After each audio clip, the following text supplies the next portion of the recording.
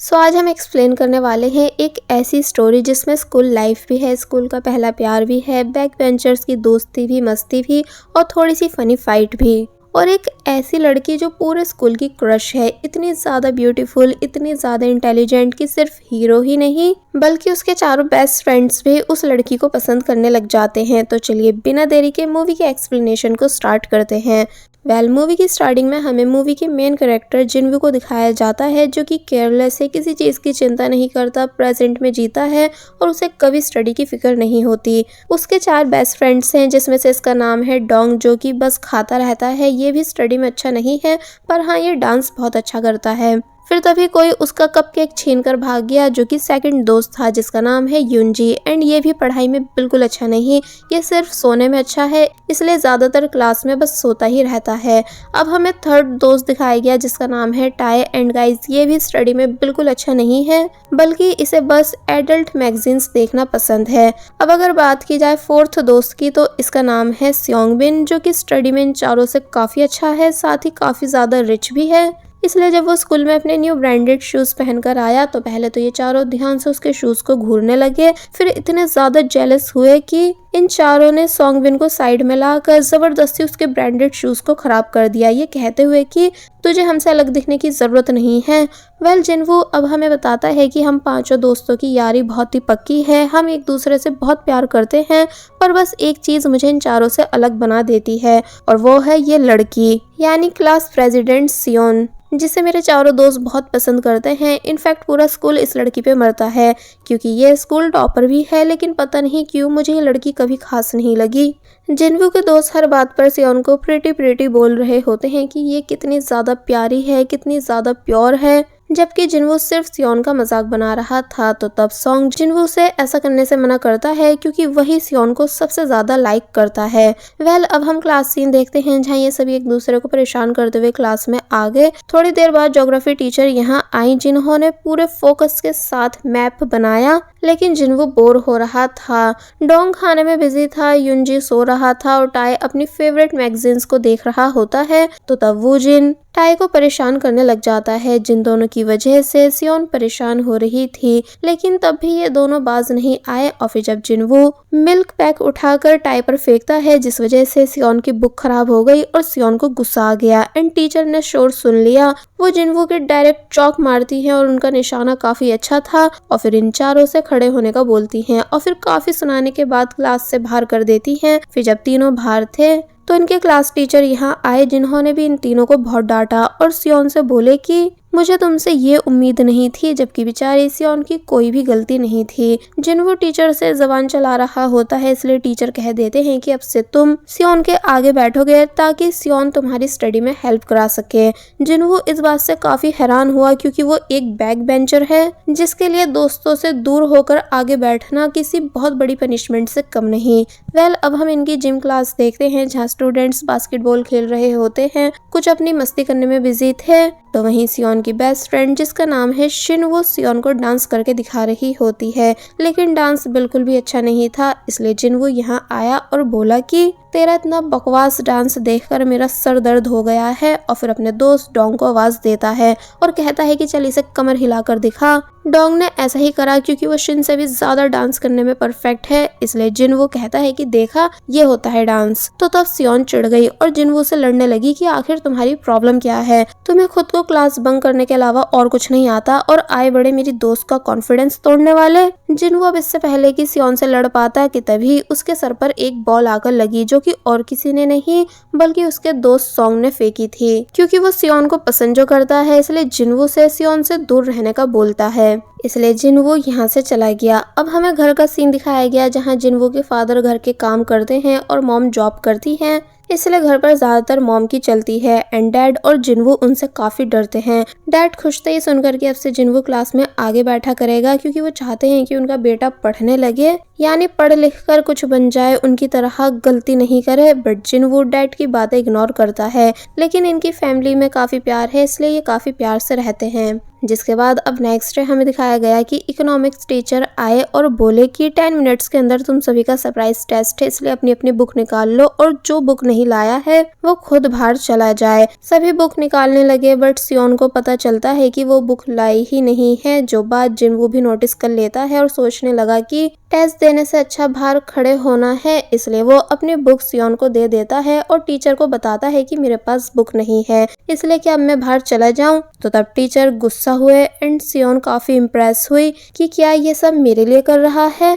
फिर अब हम देखते हैं कि टीचर ने कैसे जिनवू को पनिशमेंट दे दी है, यानी सिर्फ बाहर खड़ा नहीं करा, जो देख देख कर सियोन को काफी बुरा लग रहा होता है और कहीं ना कहीं वो इम्प्रेस भी हो चुकी है। इसलिए जब टीचर सभी को डांट रहे थे तो तब सियोन का ध्यान स्टडी में नहीं बल्कि जिनवू के बनाए हुए डूडल्स को देखने में होता है। पहले अब नेक्स्ट सीन में जिनवू जब बाहर होता है तो सियोन जिनवू को थैंक्स करने आती है कि आज तुमने मेरी हेल्प की अपनी बुक देकर और मेरे बदले की पनिशमेंट ली। तो तब जिनवू पहले तो मन ही मन कहने लगा कि अब मैं कैसे बताऊं कि ऐसा कुछ करने का मेरा इरादा नहीं था। फिर कहता है कि अगर तुम मुझे थैंक्स करना चाहती हो तो तुम खाली हाथ क्यों आई हो, यानी कुछ तो खाने के लिए लेकर आती। कि तभी उसे फिर से एक बॉल आकर लगी जो कि सॉन्ग ने मारी है जिनवू को अपने पास बुलाने के लिए। फिर जब सियोन चली गई और जिनवू सॉन्ग के पास आया तो तब सॉन्ग उससे बोलता है कि देख भाई, मुझे वो लड़की बहुत पसंद है, इसलिए तू उससे दूर रहा कर। तो तब जिनवू कहता है कि हाँ मुझे भी कोई इंटरेस्ट नहीं है उस लड़की में, वो मेरी टाइप की नहीं, और फिर फेल एटीट्यूड मारते हुए यहाँ से चला जाता है।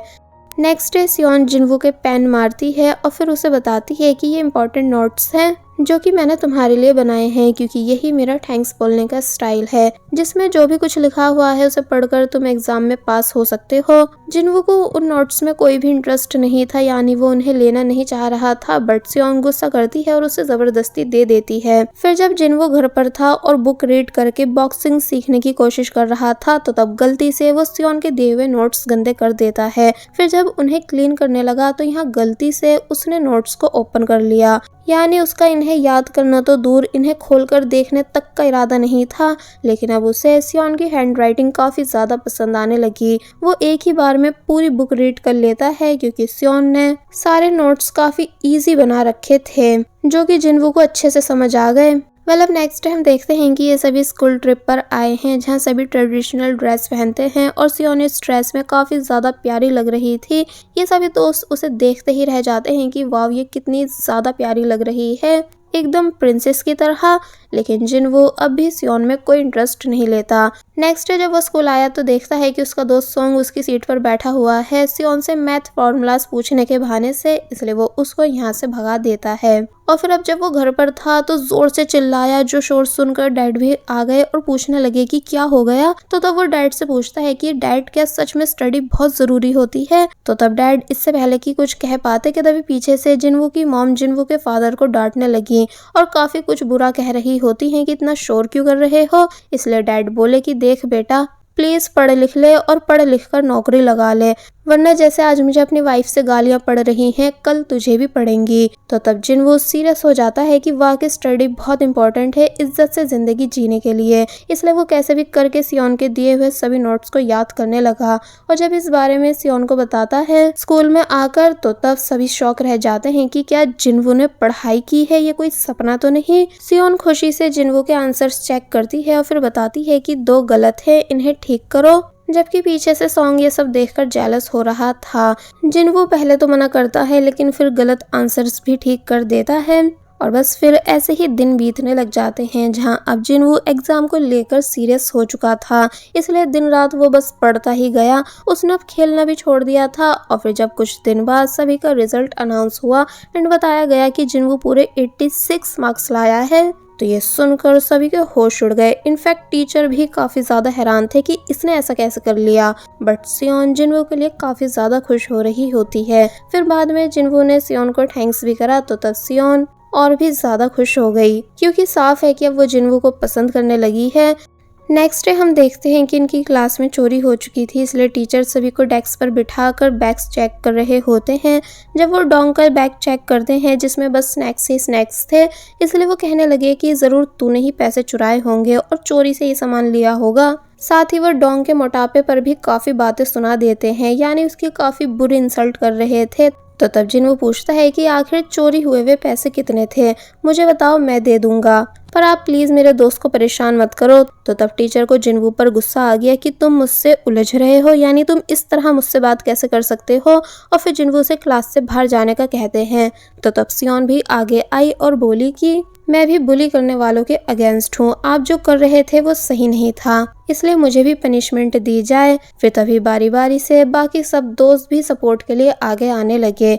इसलिए अब नेक्स्ट सीन में हम देखते हैं कि कैसे ये सब पनिशमेंट में बाहर खड़े हैं, जहाँ सियोन रो रही होती है क्योंकि उसे फर्स्ट टाइम पनिशमेंट मिली है, यानी इस तरह से, जिससे उसके हाथों और पैरों में दर्द भी हो रहा है। तो तब बाकी सब ने सियोन को हंसाने की कोशिश करी। सियोन हंसने लगी तो तब जिनवू को वो पहली बार काफी ज्यादा प्यारी लगी, इसलिए मन ही मन बोला कि ये वो फर्स्ट मोमेंट था जब मुझे सियोन से प्यार हुआ, क्योंकि उसने मेरे साथ गलत के लिए आवाज उठाई थी, जिस बात से मैं इम्प्रेस हुआ। पहले नेक्स्ट सीन में हम देखते हैं कि ये सभी एक बार फिर स्कूल ट्रिप पर आए हैं, जहाँ सब काफी खुश होते हैं, फिर ग्रुप फोटो क्लिक कराते हैं और फिर अपना अलग अलग जाकर एंजॉयमेंट करने लगे, जबकि युनजी और जिनवू बहुत देर तक बस सोते ही रहे। बाद में काफी बोर होने के बाद इन लोगों ने गेम खेलने का डिसाइड करा, जिसमें ये लोग एक दूसरे के ऊपर कूद कूद कर बैठ रहे होते हैं। सॉन्ग बार बार हार रहा था, इसलिए वो नीचे था और उसे परेशानी हो रही थी, इसलिए जब ऐसे ही बहुत देर हो गई, ऊपर से डोंग का भारी वजन बर्दाश्त करना पड़ रहा था, इसलिए सॉन्ग को गुस्सा आ गया और उसकी जिनवू से फाइट हो जाती है कि तुम खुद नीचे क्यों नहीं आ रहे हो। जिनवू बोला कि मैं रूल के अकॉर्डिंग चल रहा हूँ। तो तब सॉन्ग सियोन को देखता है, जो कि इन दोनों को ही देख रही है, और अब उसे अपने दोस्त जिनवू से थोड़ी थोड़ी चिढ़ भी होने लगी है सियोन की वजह से कि ये उसके कुछ ज्यादा ही क्लोज रहता है, इसलिए वो जिनवू को मारता है। जिनवू को भी गुस्सा आया और वो भी अपने दोस्त को मारने लगा, और फिर बस ऐसे ही दोनों के बीच काफी बुरी तरह लड़ाई होने लगी, जबकि बेचारा टाई भी इन्हें बचाने के चक्कर में बीच में फंस जाता है और पिट रहा होता है। एंड बाकी सब ये देखकर काफी हैरान थे। और अब नेक्स्ट सीन में हमें दिखाया गया कि जिनवू और सॉन्ग के साथ साथ टाई को भी पनिशमेंट मिली है, इसलिए वो रो रहा था कि भला मुझे क्यों मारा, और साथ में अब पनिशमेंट भी दे दी है, जबकि मैंने तो कुछ भी नहीं करा था। फिर अब नेक्स्ट डे हमें दिखाया जाता है कि जब ये सभी दोस्त साथ में खाना खा रहे थे तो सियोन शिन के साथ इनके पास आई, जहां शिन पहले सॉन्ग और जिनवू से पूछती है कि क्या तुम दोनों की सुलह हो चुकी है। तो तब जिनवू बोला कि हम लड़की थोड़ी हैं जो एक दिन से ज्यादा एक दूसरे से नाराज रहते। तो तब सियोन डोंग से बोलती है कि क्या तुम क्लास के बाद मुझसे मिल सकते हो। डोंग काफी ज्यादा हैरान हुआ कि क्या मैं आ जाऊंगा। तो वही सॉन्ग कहता है कि इसे रहने दो, मैं आ जाऊंगा, मुझे बताओ कि क्या काम है। बट वो कहती है कि नहीं, मुझे डोंग से ही काम है। तो तब डोंग काफी ज्यादा खुश होने लगा। वेल अब इसी बीच स्लीपी बॉय यानी युनजी इस एरिया की दूसरे स्कूल की हॉरर स्टोरी बताने लगता है कि हमारे बराबर वाले स्कूल में खूनी भूतनियों का साया घूम रहा है, और फिर बताता है कि एक रात एग्जाम की वजह से दो लड़कियां लेट नाइट स्टडी कर रही थी कि तभी पीछे वाली लड़की का रेड पेन नीचे गिर गया। वो लड़की जैसे ही पेन उठाने के लिए झुकती है तो उसने नोटिस करा कि सामने वाली लड़की के पैर गायब हैं, जिस वजह से वो काफी ज्यादा डर गई और फिर बार बार ऊपर नीचे करके देखने लग जाती है कि कहीं ये मेरा कोई वहम तो नहीं। लेकिन अचानक क्लासरूम की लाइट्स ऑफ हो गई, और जब उस लड़की ने सामने वाली लड़की को देखा तो वो अपनी जगह से गायब होती है, और फिर तभी वो बुरे अंदाज में उसके पास आने लगी, जिस वजह से वो लड़की काफी बुरी तरह डर गई, और फिर तभी से वो स्कूल से गायब है। युनजी भी ऐसी करके शिन को डरा रहा होता है, इसलिए वो काफी जोर से चिल्लाती है। तो वहीं सॉन्ग ने भी डर के मारे जिनवू का हाथ पकड़ लिया था। फिर शिन ने जोर से युनजी के मारा, लेकिन युनजी अभी भी ये कहता गया कि अब अगला नंबर हमारे स्कूल का है। तो तब शिन और सियोन दोनों यहाँ से उठकर जाने लगती हैं, जबकि युनजी बस उन्हें वार्न करता गया।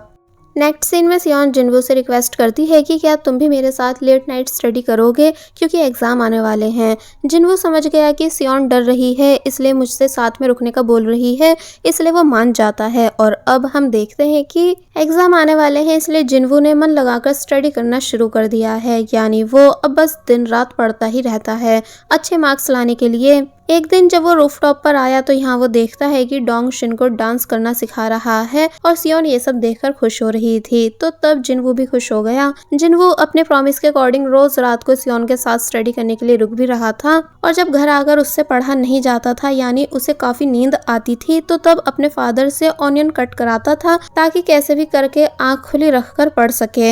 नेक्स्ट सीन में अब हम देखते हैं कि सियोन जब रात में पढ़ रही थी कि तभी अचानक यहाँ की लाइट चली गई और सियोन का रेड पेन भी ही नीचे गिर गया, इसलिए वो डरने लग जाती है क्योंकि ये सब ठीक हॉरर स्टोरी की तरह हो रहा था। जब वो उस पेन को उठाती है तो लाइट अचानक वापस आ गई और जब उसने पीछे मुड़कर देखा तो यहाँ और कोई नहीं जिन्वू होता है जिसने हेयर कट करवा लिया है। तो तब जाकर सियोन को सांस आई, वरना वो काफी बुरी तरह डर चुकी थी। रात में जब दोनों वापस घर जा रहे होते हैं तो बारिश होने लग जाती है। फिर जब दोनों बस स्टॉप पर थे तो एक कार दोनों पर पानी फेंक कर चली गई। इसलिए बस फिर होना क्या था, दोनों एक साथ खेलना शुरू कर देते हैं क्योंकि दोनों ऑलरेडी भीग चुके थे, इसलिए अब और अच्छे से एक दूसरे को भिगाने लगे और दोनों ने काफी अच्छा टाइम स्पेंड करा। जिसके बाद अब नेक्स्ट डे हमें दिखाया जाता है कि जब पांचों दोस्त साथ में बैठे हुए थे तो तब सियोन बाल खोलकर आई, जो कि और भी ज्यादा ब्यूटीफुल दिख रही थी। इसलिए ये पांचों उसे देखते रह जाते हैं और एक मिनट के लिए भी उससे नजर नहीं हटा पाते। धीरे धीरे ऐसे ही दिन बीतने लगे और अब जिन्वू अपनी फीलिंग्स को लेकर कंफर्म हो चुका था कि वो सियोन को काफी ज्यादा पसंद करने लगा है।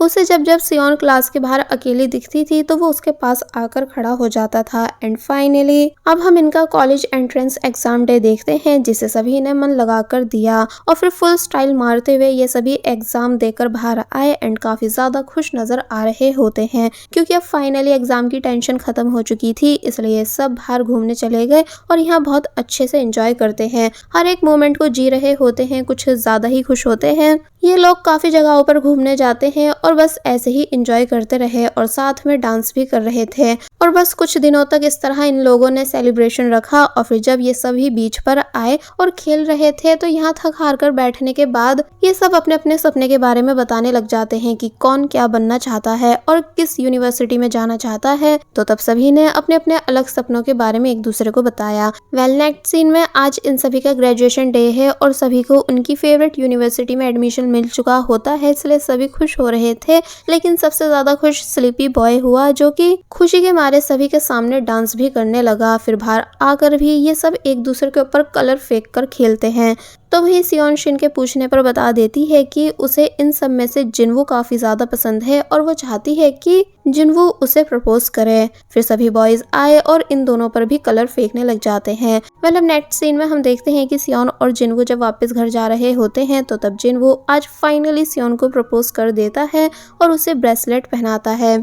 सियोन भी काफी ज्यादा नर्वस हो रही थी और खुश भी थी क्योंकि वो इसी दिन के इंतजार में जो थी, इसलिए जिन्वू को यस कर देती है। जिन्वू बोला कि मैं मानता हूँ कि हम दोनों की यूनिवर्सिटी अलग है लेकिन हम तब भी कांटेक्ट में रहेंगे। जिसके बाद अब हम देखते हैं कि जिन्वू अपनी यूनिवर्सिटी आ चुका है और उसकी कॉलेज लाइफ स्टार्ट हो चुकी है जहाँ उसने नए दोस्त बना लिए थे और यहाँ वो नए दोस्तों के साथ ड्रिंक भी करने लगा था। लेकिन अब उसकी सियोन से ज्यादा बात नहीं हो पाती, तो वहीं सियोन ने भी नए दोस्त बना लिए होते हैं और उसकी भी जिन्वू से काफी कम बात हो पाती है क्योंकि जब वो कॉल करती है तो जिन्वू क्लास अटेंड कर रहा होता है, तो वहीं जब जिन्वू कॉल करता था तो सियोन बिजी होती थी, इसलिए अब दोनों ने बातें करनी काफी कम कर दी थी। लेकिन एक दिन सियोन की प्रोफाइल पर जब जिन्वू ने सियोन के न्यू फ्रेंड्स के फोटो देखे जिसमें एक लड़का सियोन के काफी ज्यादा क्लोज था सभी फोटो में, इसलिए जिन्वू काफी ज्यादा जेलस हो गया। वो सियोन को कॉल करता है और मिलने के लिए बोलता है, तो तब सियोन मान गई ये बताकर कि मैं भी तुम्हें काफी ज्यादा मिस कर रही थी।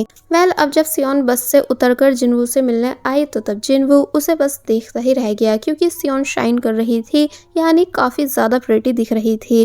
फिर दोनों साथ में एक रेस्टोरेंट आते हैं जहाँ जब एक लेडी बोली कि तुम दोनों साथ में अच्छे लग रहे हो, तो तब जिन्वू और भी ज्यादा खुश हो गया। खाना खाने के बाद दोनों बाहर वॉक करते हैं और काफी सारी बातें शेयर करते हैं जिन सब से जिन्वू कंफर्म हो जाता है कि आज भी सियोन उसी को पसंद करती है, यानी दूर रहने के बाद भी दोनों की फीलिंग्स में बदलाव नहीं आया है और वो फालतू में परेशान हो रहा था। वेल अब हमें दिखाया गया कि जिन्वू ने डिसाइड करा है कि अब वो अपना फेवरेट स्पोर्ट यानी बॉक्सिंग सीखेगा और टूर्नामेंट में पार्टिसिपेट करेगा। इसलिए बॉक्सिंग प्रैक्टिस के लिए वो अपने दोस्त को पकड़ लेता है और यहाँ उस बेचारे को इतनी बुरी तरह मारता है कि अगर दोस्त ने भागने की कोशिश करी तो वो उसे कहीं जाने भी नहीं देता, ये कहकर कि तू कहीं नहीं जा सकता क्योंकि सिर्फ एक तू ही है मेरे पास प्रैक्टिस करने के लिए। वेल नेक्स्ट सीन में जब जिन्वू ने ये बात कॉल पर सियोन को बताई तो वो गुस्सा करने लगी कि तुम बॉक्सिंग जैसी चीज में मत जाओ क्योंकि मुझे मारपीट पसंद नहीं है। लेकिन वो उसकी नहीं सुनता बल्कि जिद करने लगा कि तुमको मेरा मैच देखने आना ही होगा, अगर मैं हार गया तो पक्का ये छोड़ दूंगा। सियोन ना चाहते हुए भी मैच देखने आई और यहाँ वो देखती है कि जिनवू कितनी बुरी तरह पिट रहा है, जो सब उसको अच्छा नहीं लगा, इसलिए वो यहाँ से चली गई। और वहीं जिनवू, जिसको लगा था कि वो जीत जाएगा, लेकिन वो काफी बुरी तरह हार गया। अब वो बाहर आया सियोन से बात करने और अब भी बॉक्सिंग छोड़ने से मना करता है, जबकि सियोन काफी ज्यादा हर्ट थी। लेकिन जिनवू कूल बनकर दिखा रहा था कि जैसे नेक्स्ट टाइम पक्का जीत जाएगा। पर बस इस तरह वो सियोन की फीलिंग्स समझ नहीं पाया कि सियोन इसलिए मना कर रही है क्योंकि वो जिनवू को काफी ज्यादा पसंद करती है और उसे हर्ट होते हुए नहीं देख सकती।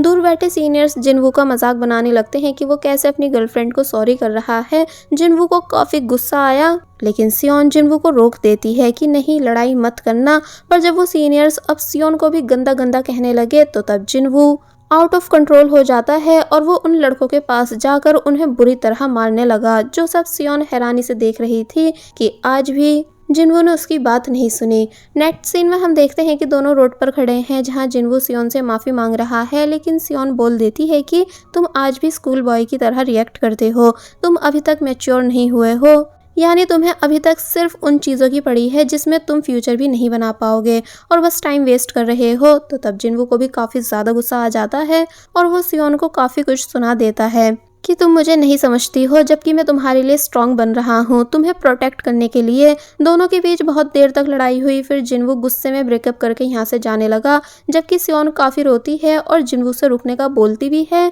लेकिन वो रुकता नहीं। और फिर हमें जिनवू को वॉइस ओवर सुनाया जाता है, जो कि कह रहा है कि काश उस दिन मैं अपना गुस्सा शांत करके सियोन के कहने पर रुक जाता, पर मैंने ऐसा नहीं करा था, जो कि मेरी जिंदगी का सबसे बड़ा रिग्रेट है। जब ये न्यूज़ बाकी सब दोस्तों को पता चलती है कि सियोन एंड जिनवू का ब्रेकअप हो चुका है, तो तब ये सभी फुल स्पीड से यहाँ से जाने लगे, अपने दोस्त जिनवू को दिलासा देने के लिए नहीं, बल्कि सियोन को पटाने के लिए, क्योंकि अब रास्ता साफ था। इसलिए अब ये सभी बारी बारी से अपना लक ट्राई करने वाले थे, जहाँ सबसे पहले सॉन्ग सियोन से आकर मिलता है और अपनी महंगी वाली कार लाया था। लेकिन टाई जब सियोन से रिजेक्ट हो गया, जो बात ऑलरेडी जिनवू को पता चल चुकी थी, लेकिन यहाँ आकर वो ऐसे बनने लग जाता है कि जैसे वो अपने दोस्त जिनवू की फिक्र में आया है और जिनवू के लिए काफी बुरा भी फील कर रहा है। साथ ही बाकी सब दोस्तों को गाली देने लग जाता है कि सब कैसे तुम्हें छोड़कर तुम्हारी गर्लफ्रेंड को पटाने में बिजी हो गए। दोनों ने काफी ज्यादा ड्रिंक कर ली और ड्रिंक करते करते दोनों इतने ज्यादा ड्रंक हो गए कि दोनों की यहाँ आर्मी बॉयज से फाइट हो जाती है। और फिर वही हुआ जो हमेशा से होता था, यानी सभी ने एक दूसरे को बुरी तरह मारा और पूरे स्टॉल को भी खराब कर दिया था। जिनवू काफी पिटने के बाद जब गिर जाता है तो उसको अपने फादर की बातें याद आने लगती है, जिन्होंने एक बार ही समझाया था कि एक लड़का तभी मैच्योर बनता है जब वो मिलिट्री ट्रेनिंग ज्वाइन कर लेता है। इसलिए जिनवू ने ऐसा ही करा, यानी उसने मिलिट्री ज्वाइन कर ली, जहां आकर अब वो काफी सुधरने लगा था, यानी काफी समझदार बन रहा था, मैच्योर भी होने लगा था, क्योंकि वो काफी टफ ट्रेनिंग कर रहा होता है। उसको रोप से नीचे भेजा जा रहा था, इसलिए कमांडर बोले कि तुम जिसको भी प्यार करते हो उसका नाम लेकर नीचे उतर जाओ। पर अब क्योंकि जिनवू को र्यूमर्स में सुनने के लिए मिला था कि सॉन्ग ने उसकी सियोन को गर्लफ्रेंड बना लिया है, इसलिए वो अपने दोस्त सियोन को काफी गंदी गंदी गालियां देते हुए नीचे उतरने लग जाता है, क्योंकि ऐसा करने से उसमें गुस्सा और जोश आ चुका था। जबकि ये सब बातें झूठी थी, यानी माना सॉन्ग अब सियोन के साथ ज्यादा टाइम रहने लगा था सियोन को इम्प्रेस करने के लिए। लेकिन जब वो अपनी फीलिंग्स कन्फेस करता है तो सियोन उसे रिजेक्ट कर देती है, ये बताकर कि मैं तुम्हें पसंद करती हूँ, पर सिर्फ एक दोस्त की तरह। तो तब बेचारे सॉन्ग का काफी बुरी तरह दिल टूट गया था। ऐसे ही कुछ दिन और बीत गए एंड सियोन के शहर में बाढ़ आ चुकी थी, जिस बारे में जब जिनवू को पता चला तो उसको सियोन की बहुत फिक्र होती है कि यहाँ पर तो सियोन का घर है। इसलिए वो कमांडर से रिक्वेस्ट करता है कि आप प्लीज मुझे अपना कुछ मिनट्स के लिए मोबाइल दे दो, मुझे अपनी एक दोस्त को कॉल करनी है और ये अर्जेंट है। कमांडर पहले मान नहीं रहे थे, लेकिन फिर जिनवू के काफी रिक्वेस्ट करने पर वो अपना मोबाइल उसे दे देते हैं। फाइनली जिनवू की सियोन से बात हुई इतने टाइम के बाद एंड सियोन बताती है कि मैं सेफ हूँ, अपनी फैमिली के साथ हूँ और हम एक जगह पर रुके हुए हैं, पर हाँ बाढ़ की वजह से शहर में काफी नुकसान हुआ है।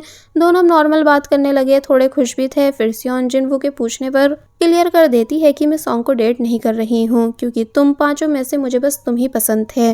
जिनवू खुश होता है और बताता है कि मैंने मिलिट्री ज्वाइन कर ली है, इसलिए मैं अब समझदार बन जाऊंगा जैसा कि तुम चाहती थी।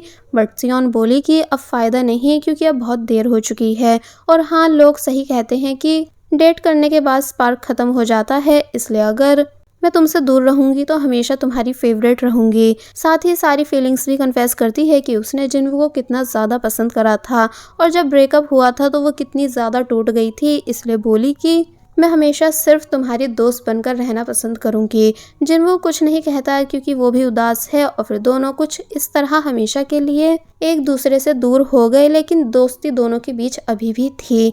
ऐसे ही टाइम और आगे बढ़ता गया एंड जिन्वू अब मिलिट्री ट्रेनिंग पर से वापस आ चुका था और उसने सीरियस होकर करियर बनाने पर फोकस दे दिया था।